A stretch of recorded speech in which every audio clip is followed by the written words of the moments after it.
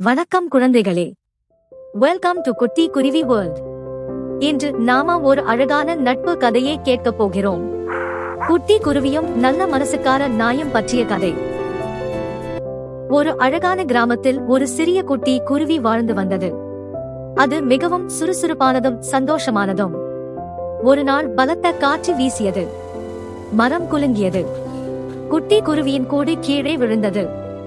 ஐயோ என்று குருவி பயந்து கத்தினது. அப்போது ஒரு பெரிய கருப்பு நாய் அங்கே வந்தது.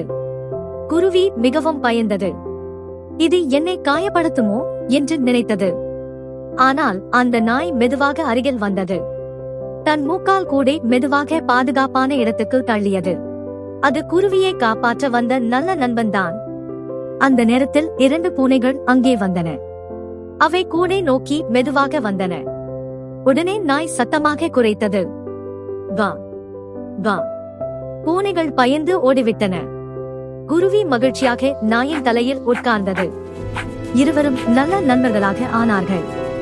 அந்த நாளில் இருந்து கிராம மக்கள் ஒரு முக்கியமான விஷயத்தை கற்றுக்கொண்டார்கள்.